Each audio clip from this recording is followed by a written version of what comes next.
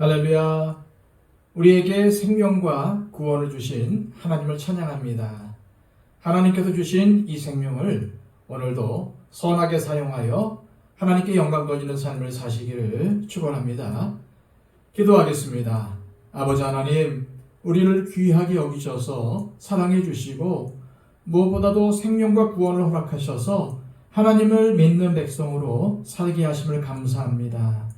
또한 우리가 이 세상을 떠날 때에 천국에 이르게 된다는 사실을 알고 오늘도 모든 일에 두려워하지 않고 하나님만 의지하는 삶을 살아갈 수 있도록 우리에게 믿음을 더하여 주시옵소서. 그리하여 영적인 사람으로 살아가게 하여 주시고 믿음의 사람으로 살아갈 수 있도록 지혜와 능력을 더하여 주시옵소서. 아버지 하나님, 오늘도 하나님께 붙잡혀 사는 삶, 목적이 있는 삶을 살기를 원합니다. 하나님의 영광을 위한 목적, 하나님의 뜻을 이루기 위한 목적을 향해서 달려갈 수 있는 우리의 삶이 되기를 원합니다. 주님, 우리의 삶이 하나님의 뜻을 이루는 선한 삶이 되게 하여 주시고 무엇보다도 하나님께서 기뻐하시고 인정하시는 삶으로 살아갈 수 있도록 역사하여 주시옵소서. 우리의 삶을 주님께 의탁하오며 예수 그리스도의 이름으로 기도하옵나이다. 아멘. 다 함께 찬송가 325장 찬양 드립니다.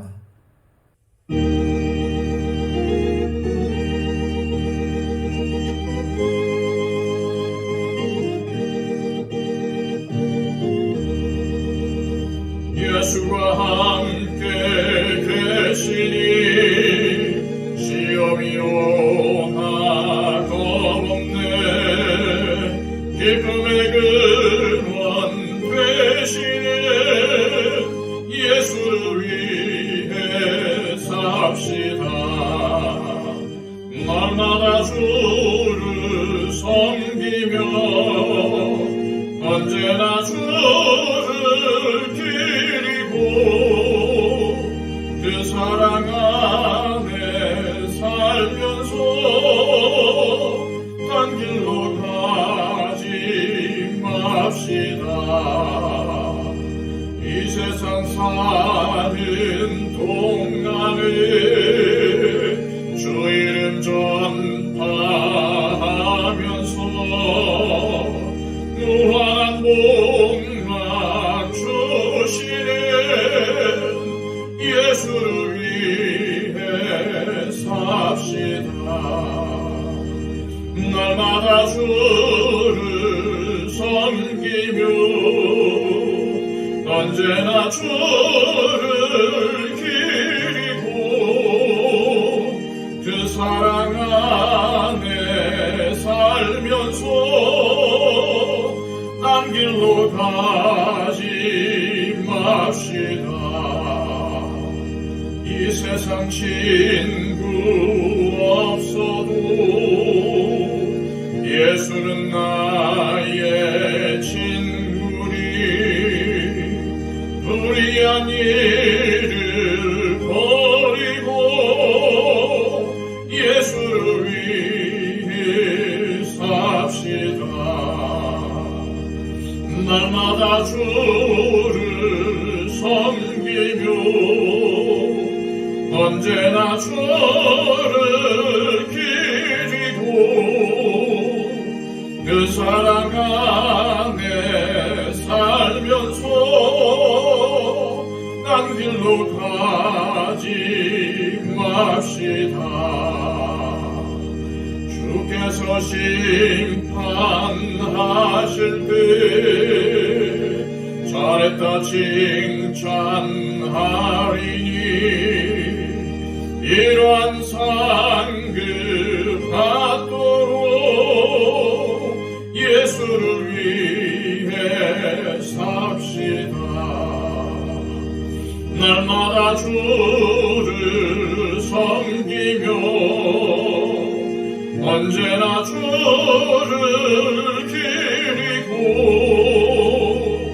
그 사랑 안에 살면서 딴 길로 가지 맙시다. 이 시간 우리에게 주시는 하나님의 복된 말씀은 구약성경 잠언 13장 1절에서 25절까지의 말씀입니다. 구약성경 924쪽입니다. 지혜로운 아들은 아비의 훈계를 들으나 거만한 자는 꾸지람을 즐겨 듣지 아니하느니라. 사람은 입의 열매로 인하여 복록을 누리거니와 마음이 괴사한 자는 강포를 당하느니라. 입을 지키는 자는 자기의 생명을 보전하나 입술을 크게 벌리는 자에게는 멸망이 오느니라. 게으른 자는 마음으로 원하여도 얻지 못하나 부지런한 자의 마음은 풍족함을 얻느니라. 의인은 거짓말을 미워하나 악인은 행위가 흉악하여 부끄러운 데에 이르느니라. 공의는 행실이 정직한 자를 보호하고 악은 죄인을 패망하게 하느니라. 스스로 부한 채 하여도 아무것도 없는 자가 있고 스스로 가난한 채 하여도 재물이 많은 자가 있느니라.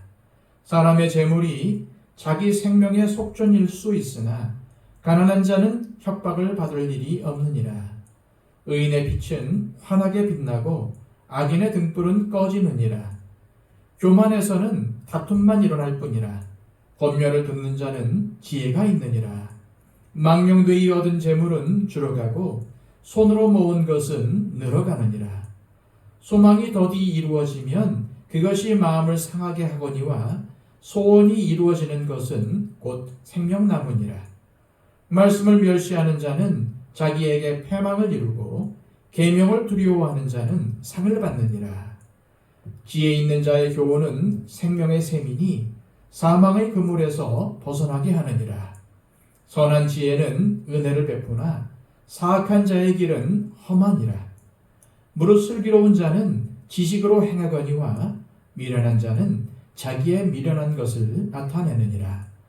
악한 사자는 재앙에 빠져도 충성된 사신은 양약이 되느니라. 훈계를 저버리는 자에게는 궁핍과 수욕이 이르거니와 경계를 받는 자는 존용을 받느니라. 소원을 성취하면 마음에 달아도 미련한 자는 악에서 떠나기를 싫어하느니라. 지혜로운 자와 동행하면 지혜를 얻고 미련한 자와 사귀면 해를 받느니라. 재앙은 죄인을 따르고 선한 보응은 의인에게 이르느니라. 선인은 그 산업을 자자손손에게 끼쳐도 죄인의 재물은 의인을 위하여 쌓이느니라. 가난한 자는 밭을 경작함으로 양식이 많아지거니와 불의로 말미암아 가산을 탕진하는 자가 있느니라. 매를 아끼는 자는 그의 자식을 미워함이라. 자식을 사랑하는 자는 근실이 징계하느니라. 의인은 포식하여도 악인의 배는 줄이느니라. 아멘. 오늘 함께 읽은 말씀은 지난 시간에 묵상했던 본문이지만 지난 시간에 다루지 못한 말씀들이 많기에 그냥 지나쳤던 말씀을 묵상하는 시간을 갖도록 하겠습니다. 우리가 하나님의 백성으로 의롭고 지혜로운 삶을 살려면 어떠한 태도를 가져야 할까요? 바로 앞 시간에 나눴던 것처럼 듣는 태도를 가져야 합니다. 그리고 가장 기본이 되는 모습은 아비의 훈계를 듣는 것입니다. 왜냐하면 아비의 훈계를 귀담아 듣지 않는 사람은 다른 사람이 해주는 충고나 조언도 잘 받아들이지 않습니다. 또한 인간은 하나님의 말씀을 들어야 살 수 있는 존재인데 다른 사람의 말을 잘 듣지 않는 사람은 하나님의 말씀도 듣기 어렵습니다. 하나님의 말씀은 혼자 성경을 읽다가 들을 수도 있지만 다른 사람을 통해 들려지기도 합니다. 하나님의 말씀은 특히 목회자의 설교나 다른 지체의 권면을 통해서 들려지는 경우가 많은데 다른 사람의 말을 귀담아 들으려는 태도가 없으면 하나님의 말씀도 듣지 않을 가능성이 매우 큽니다. 그래서 듣는 태도가 지혜롭게 사는 데 중요하기 때문에 솔로몬이 이 잠언의 말씀을 통해서 계속 강조하는 것입니다. 다음으로 지혜로운 삶을 살기 위해서는 입을 지키는 것, 즉 다시 말해 언어 생활을 잘해야 합니다. 잠언의 말씀은 말을 함부로 하지 않고 절제하며 겸손하게 말하는 태도가 인생의 성패에 큰 영향을 미친다고 가르쳐 줍니다. 지혜로운 삶을 살기 위한 중요한 태도 세 번째가 바로 부지런함입니다. 오늘은 이것을 중점적으로 함께 살펴보고자 합니다. 4절입니다. 게으른 자는 마음으로 원하여도 얻지 못하나 부지런한 자의 마음은 풍족함을 얻느니라. 우리가 이미 살펴보았던 잠언 12장 27절에도 이것을 강조하고 있습니다. 게으른 자는 그 잡을 것도 사냥하지 아니하나니 사람의 부귀는 부지런한 것이니라. 모든 사람이 다 부지런해야 하겠지만은 특별히 우리 그리스도인들은 반드시 부지런해야 합니다. 왜 그럴까요? 가장 중요한 이유는 우리가 믿는 하나님이 부지런하시기 때문입니다. 부지런하다는 말과 비슷한 의미로 성실하다는 말이 있습니다. 우리가 잘 알고 있듯이 하나님은 성실하신 분이십니다. 하나님은 어제도 오늘도 내일도 변함없이 정확하게 이 땅을 다스리고 계십니다. 지금도 일하고 계십니다. 우리를 지켜보고 계시고 우리를 도와주시고 창조와 구원과 심판에 이르기까지 온 우주 만물을 통치하고 계십니다. 시편에 나오는 표현처럼 하나님은 졸지도 주무시지도 않고 만물을 다스리시는 것입니다. 하나님이 부지런하고 성실한 분이시기에 우리는 하나님을 믿을 수 있는 것입니다. 만약 하나님이 성실하지 않으신다면 누가 그런 하나님을 기대하고 믿을 수가 있겠습니까? 그런데 저와 여러분은 이 하나님의 자녀입니다. 하나님께서 성실하신데 그분의 자녀인 우리가 성실하지 않고 게으르다면 되겠습니까? 게으르면 어떻게 하나님의 뜻을 이루어 드리겠습니까? 어떻게 하나님의 은혜와 능력을 구할 수가 있겠습니까? 하나님은 부지런하고 성실한 자에게 풍성한 은혜를 주시고 또한 열매를 주십니다. 만일 우리가 게으른 삶을 살고 있고 거기에 안주하면 하나님의 더 크고 더 신령한 은혜를 누릴 수가 없습니다. 예를 들어서 기도 생활을 열심히 하지 않고 기도를 등한히 하는 사람이 어떻게 하나님의 은혜를 체험할 수가 있겠습니까? 주님의 일에 무관심하고 힘쓰지 않는 사람이 어떻게 기쁨으로 달을 거두는 경험을 할 수가 있겠습니까? 믿음 생활은 부지런해야지 게으름을 피우고 안주하면 안 됩니다. 달란트 비유에서도 볼 수 있듯이 5달란트, 2달란트 받은 종과 1달란트를 받은 종의 차이가 무엇이었습니까? 바로 부지런함의 차이였습니다. 달란트를 땅에 묻어둔 종은 게으름을 피운 것입니다. 그래서 어떻게 되었습니까? 지금도 일하고 계시는 하나님께 책망과 징벌을 당하지 않았습니까? 그러나 부지런하여 날마다 하나님의 영광과 하나님의 뜻을 이루기 위해 힘쓰는 자들에게 하나님은 말로 표현할 수 없는 큰 복과 은혜를 풍성히 내려주십니다. 마음을 다하고 뜻을 다하고 힘을 다하고 목숨을 다하라는 표현들은 다른 의미인 것 같지만은 한마디로 부지런히 하나님을 사랑하고 섬기라는 말입니다. 부지런해야 기도를 쉬지 않습니다. 부지런해야 성경 말씀도 날마다 듣고 읽습니다. 부지런해야 전도도 하고 한 영혼을 구원할 수 있습니다. 부지런해야 땀 흘려 일하고 정직하게 재물을 얻을 수 있습니다. 부지런해야 맡겨주신 사명도 잘 감당할 수 있는 것입니다. 그러나 부지런하지 않으면 불의의 재물, 눈먼 재물을 얻으려고 합니다. 부지런하지 않고 게으름을 피울 때 거짓말도 하게 됩니다. 하지 않았는데도 했다고 속일 수밖에 없는 것입니다. 이처럼 부지런함은 하나님의 자녀라면은 반드시 가져야 할 삶의 기본적인 태도입니다. 요한계시록에 보면은 주님은 라오디게아 교회를 향해 이 게으름을 책망하셨습니다. 요한계시록 3장 19절입니다.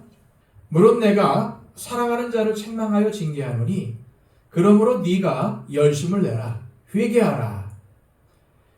주님이 열심을 내라고 하신 것은 지금 게으름을 피우고 있다는 뜻입니다.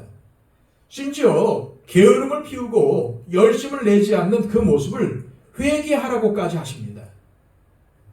왜 그렇게 하실까요? 게으름은 주님 앞에 죄이기 때문입니다. 우리가 진짜 신앙생활을 하고 있다면 게으름이란 있을 수 없습니다.